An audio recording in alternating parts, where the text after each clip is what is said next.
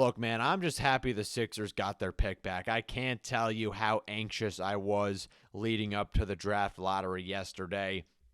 Even during the broadcast, if you remember, if you were watching, the commentator said that the Sixers would lose their pick and that it would fall out of the top 6 because of the previous order and because of the Nets getting number 8.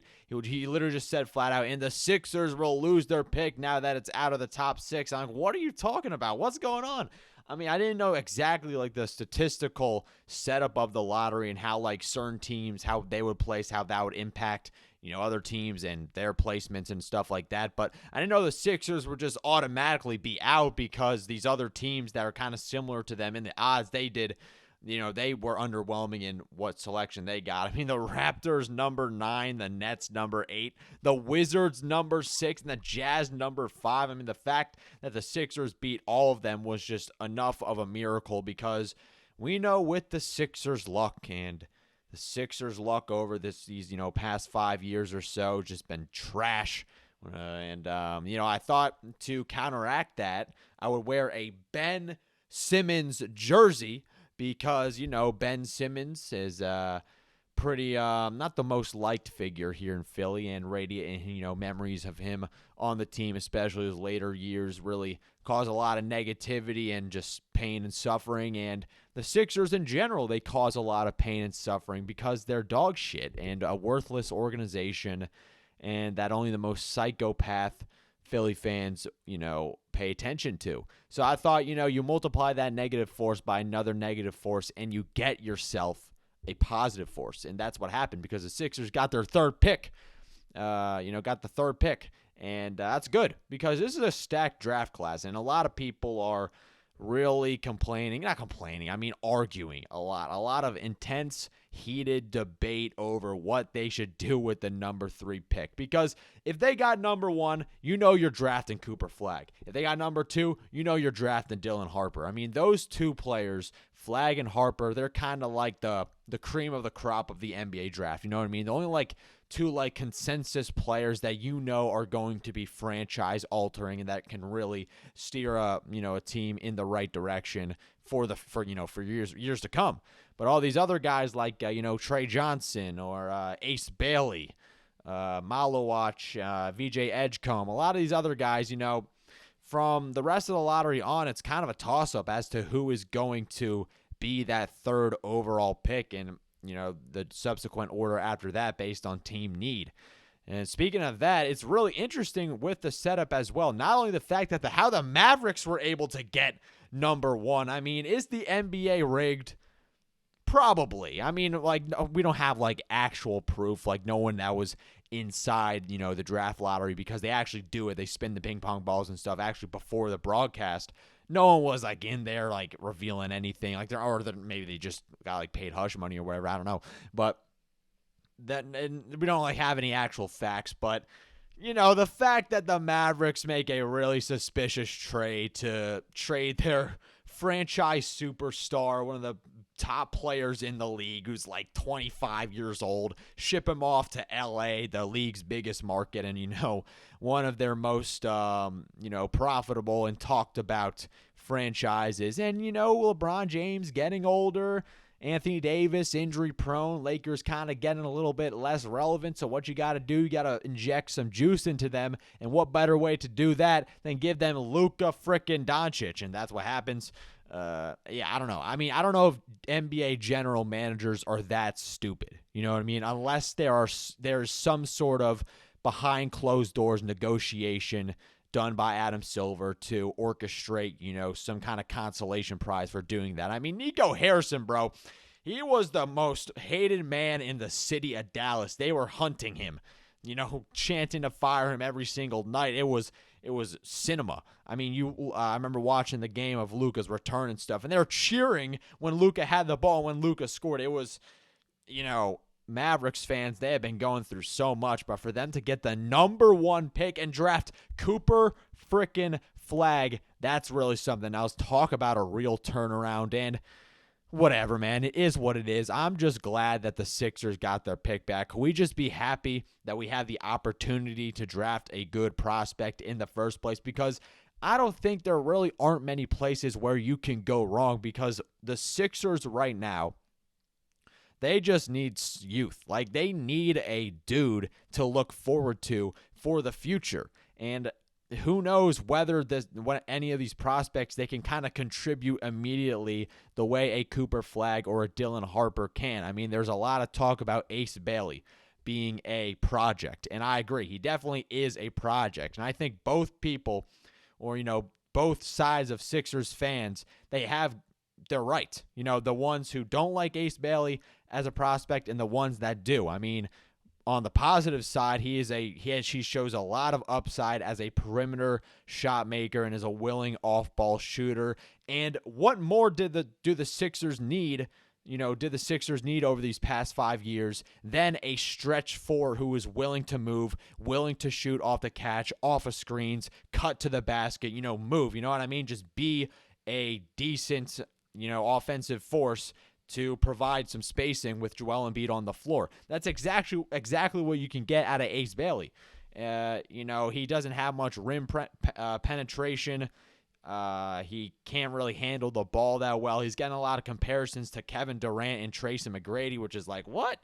You know what makes them so great? They're fantastic passers, and they can really handle the ball and, do crossovers and beat guys off the dribble and, do a lot of stuff, be fantastic shot creators. And Ace Bailey, he's a raw project. He's going to take a lot of time to develop, and that's sort of like the main point of his, biggest critics is that he's too raw. He has trouble with his decision-making and decisions defensively, not noticing rotations, kind of like not looking engaged sometimes. And he has the athletic tools, that's for sure. I mean, he's blocking shots off the backboard, leaping above the rim. Like, he can do all of that. And his combine listed him as like 6'7", barefooted, but like with shoes on, it's like 6'8", 6'9". So he's definitely got the size. He's got the intangibles as a prospect to really flourish in the NBA. I mean, he fits really well with Philly and what they're trying to do,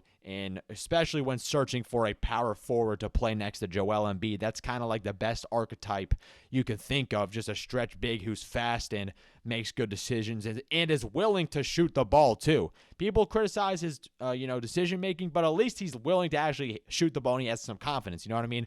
I mean, we've seen this team, so many guys were just so scared to shoot. The offense got so stagnant, and that's why they were able to blow so many leads. And, I mean, I think both sides are right. And, when you're thinking about number 3, there's a lot you can do. Because if you had number 1, of course you're getting Cooper Flagg. If you have number 2, of course you're getting Dylan Harper. But with Ace Bailey, it's kind of more of a toss-up, and he's a lot more volatile as a prospect. And, yeah, he definitely has things to work on for sure. But the potential is there. Now, is it star potential? Who really knows, man? I mean, he's been getting those KD comparisons, the T-Mac comparisons, even like frickin' Paul George himself, you know what I mean? Podcast P. And who knows? I mean, Paul George could be a really good mentor for Ace Bailey. And the Sixers moving forward, they're kind of in a really weird limbo spot because they got Embiid and Paul George on those horrible contracts. You got Tyrese Maxey, who's, he's not like a young guy anymore. I mean, like, he's 25, but, like, he's not, fresh out of the draft. And, he's got a role now. He's expected to be that guy for the Sixers. And you kind of need to start building for the future for the Tyrese Maxey, Jared McCain era. And having a great stretch 4, I think that's a great way to start things off. Or maybe that all of this discourse right now will be irrelevant by draft time because the Spurs will take Ace Bailey instead of Dylan Harper, which makes a lot of sense when you think about it. They got De'Aaron Fox. They made a move for De'Aaron Fox to sort of, kick themselves into, try and really make a playoff push, and it didn't really go well since Victor Wembanyama got injured. But, got a premier point guard in the NBA. Then you got Stephon Castle, too, 6'6" point guard, great defender. Rookie of the year, back-to-back Rookie of the Years for, the Spurs. And then you got Chris Paul as well, a great veteran leader who can still produce at his age. Must be that vegan diet or vegetarian or whatever he does. But it has a lot of longevity. He still has juice somehow, as a bench point guard. So who knows whether Dylan Harper is going to fit And Dylan Harper is a fantastic prospect, man. I mean, he is just built for the NBA. He's just stocky. He can get to the rim, not afraid to shoot. Got good court vision, too. And we'll see, with, the film breakdowns and all of that, we're going to go all into these guys and how they will fit with the Sixers. But I'm intrigued by Ace Bailey. You know what I mean? Like, I'm not, like, sky high with, his with like and when evaluating his talent. Like, he definitely has things to work on for sure, but I'm older than him. You know what I mean? I just turned 20, but like, I am literally older than Ace Bailey. So I think we could just chill out a little bit. I think as long as he just, puts the work in, I guess, and because we've seen guys with huge potential, but they just don't want it. You know what I mean? Like Ben Simmons, dude. Like, he could have been so good in the NBA, but cared more about being a Call of Duty live streamer. Just BS. Both, I mean, in Ace Bailey, you are getting someone who knows how, who likes to move off the ball and is good gathering and has a decent-looking jump shot. And he definitely has the talent. The talent is there with Ace Bailey. It's just, how are the Sixers going to develop him? And that's kind of a fear, too, because the words player development and Philadelphia 76ers, they don't really mesh that well. I mean, who do the Sixers develop? I guess Justin Edwards. I mean, he kind of came out of nowhere. Maxey developed himself. Embiid, we already knew he was a freakish, type of talent. But who knows, man? I'm just happy they got the pick, and we can finally just start talking about the future big time now, because we got those Clippers picks coming up. We could shed salary eventually. This is like the most optimistic scenario where you got Paul George, and maybe he plays another year here, and then there's got to be some team, man, that is desperate enough to go on a playoff push or maybe retool a little bit, and then they could trade for Paul George. Then, because are you really going to win a championship with Joel Embiid? Probably not, man. I think he is just flat out cooked, but you got to start somewhere. And again, this third overall pick is a decent way to kick off the Jared McCain and Tyrese Maxey era, if even Daryl Morey decides to go in that direction, because he said, all of this depends on Embiid, and he's 100% right. I mean, if Embiid is healthy and the Sixers are able to, get Grimes back and, sign some more guys, and I don't know, I think Gershon Yabusele is probably as good as gone, man, which sucks because he was one of my favorite players to watch last year. But if we could even bring back those depth pieces and maybe Eric Gordon and Andre Drummond, maybe they could just not suck ass. Just be a little bit better. And I think the Sixers can definitely compete in the Eastern Conference, especially if the San Antonio Spurs or the Houston Rockets or some other team trades for Giannis. And then the Eastern Conference, you don't have Giannis anymore, and then the Eastern Conference is wide open pretty much. I mean, you got the Pacers, you got to respect the Pacers. The Knicks, they still have that grit.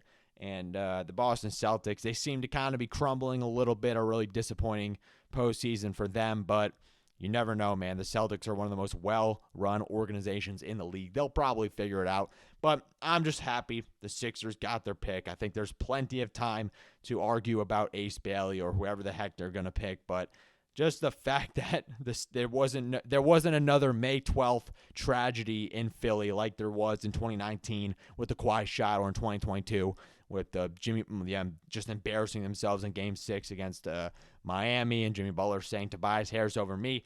Those are going to live in the back of my head for the rest of my life. But now I can look at May 12th, 2025 and say, hey, the Sixers were able to get the third overall pick in the NBA draft, and it is a pretty darn good draft. But that's pretty much all I got. Man, be sure to hit that like and subscribe button. I'll try to be more consistent in my uploads. I've kind of had a bunch going on so far, these past couple of weeks and such. But I love talking about the Sixers, and, at least we got something to talk about, man. But that's pretty much all I got.